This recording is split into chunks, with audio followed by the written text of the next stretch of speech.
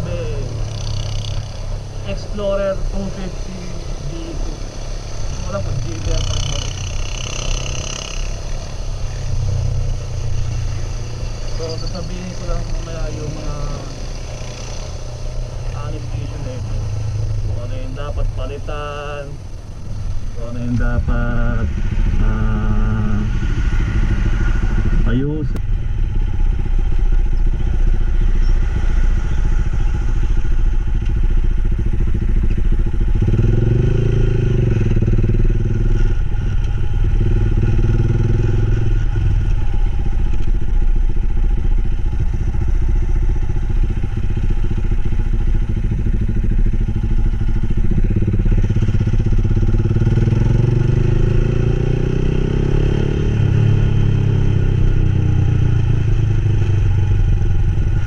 Hindi ako umabot.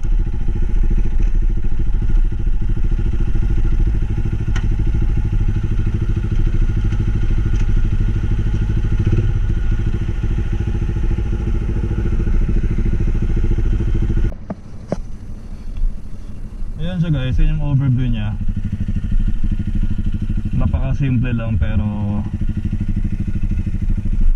ibang klase rin kasi yung dating na ito eh. Kaya mas pinili ko to si GPR over kay. So share ko lang yung yung pag-uusapan natin ngayon na abot sa mabilis maubos na parts, tsaka ano to ba, mabilis masira yung parts, I mean.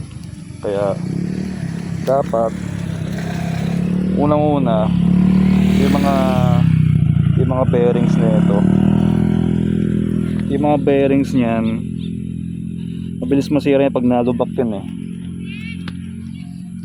Kasi pag yung malala yung lubak na ginawa mo o nadaanan mo, grabe grabe ang kalampag niyan sa gulong. Grabe, malambot, medyo malambot lang yung stock ng wheel bearing sa GPR or Z2S. Experience ko yan, yung mga ganyan. Hindi ko pa nga nalilinisin eh. Yung mga ganyan, mabilis masira yan pag sobra lubak talaga. Although kahit sa motor naman eh. Pero minsan kasi yung bagong kuha ko to, parang nararamdaman ko agad yung slight na slight na bump lang. Nararamdaman ko agad siya. Tapos yung pangalawa, yung mga niyan, knuckle bearing. Yung mga knuckle bearing yan, isa pa yan, mabilis di bumigay ang knuckle bearing yan. Kaya ganun, iwasan yung malubak talaga guys. Kasi pag yan nalubak na malala yung mga knuckle bearing nyo, hindi ako nagkakamali, masasira agad yan. Correction, hindi pala knuckle bearing, ball race. Kasi hindi pwede ang knuckle bearing. Dapat kung ano talaga yung nakasalpak sa motor mo, kung ano yung nakasalpak sa motor, yun yung ilalagay mo. Kasi ito ngayon, yung nakalagay ngayon dyan, yung knuckle bearing.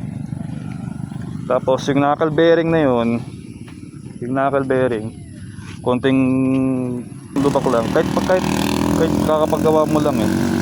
Kahit kakapagawa mo lang, hindi siya well fitted. Parang may konting parang may konting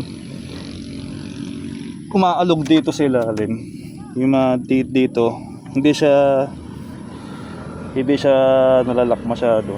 Kumbaga may konting awang pa siya sa loob. Kaya pag napapadaan ka sa mga humps or bumpy roads, nagkakatukan yan sa loob eh. Nagkakatukan dito. Nag-uuntugan yung dyan pag nagbabounce yan.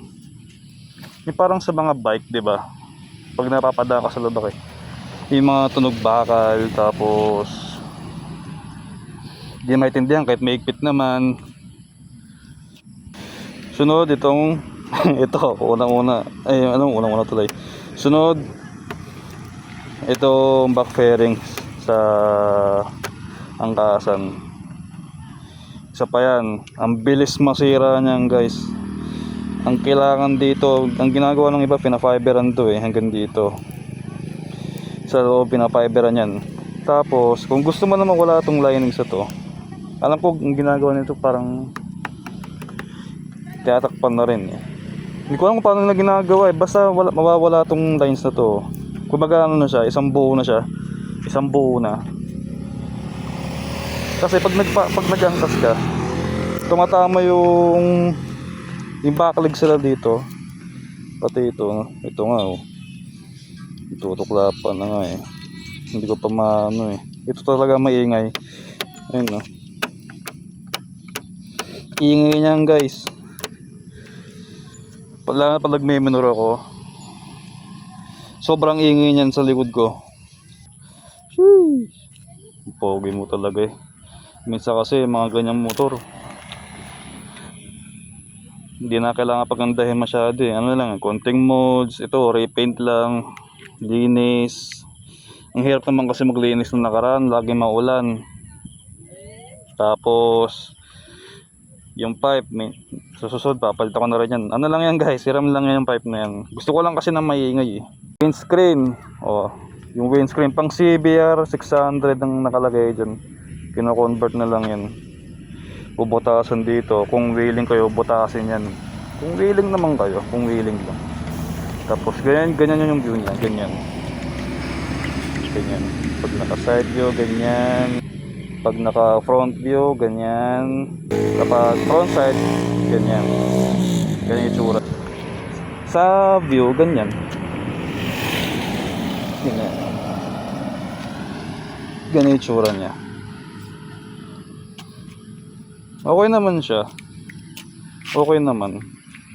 Ganda ng panahon guys, no? Sarap mag-ride, no? Sarap mag-ride guys pag ganyan ng panahon. Sarap. So ano pa bang merong issue dito? Ano pa ba? Ito yung kickstarter. Yan. Kaya siya walang kickstarter dahil tumatama sa aking tuhod. Masyadong mahaba yung kickstarter niya guys. Masyadong mahaba. Ewan ko ba't ba nilagay ng kickstarter to? Kasi nung one time, yung dati kong sa GPR, yung kulay orange, nalobat siya. So napaka useless din ng kickstarter na. Binawon ko siya. Kasi sabi naman nila, pag may kickstarter yung motor mo, makaka-andar ka na, makakapunta ka na sa pupunta mo, if ever na malobat yung MC mo.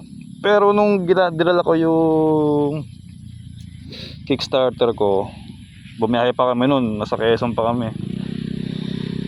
Hindi naman pang matagalang gamit yung kickstarter na yan guys. Dito sa motor napaka useless niya. Oo, magagamit mo siya pero saglit lang.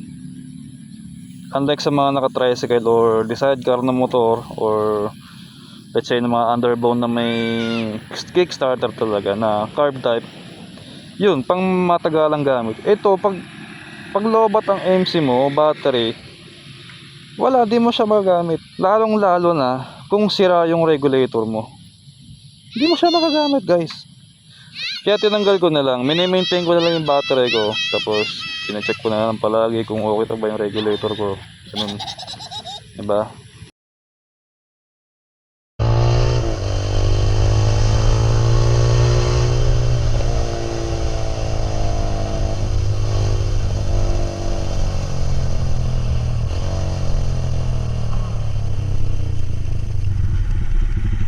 Pauwi na tayo guys. Pauwi na tayo. Tumambay lang ako saglit sa Nubali. Nagliwaliw lang ako. Liwaliw.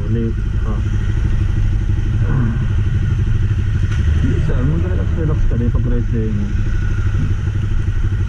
Lalo na kung ikaw ay sa rider, hindi mo rin maiiwasan na hindi lumabas Basta ikaw ay biglang budget, may panggas ka, hindi kang tutulad sa akin yan. Walang panggas, nag-blink na mga gas ko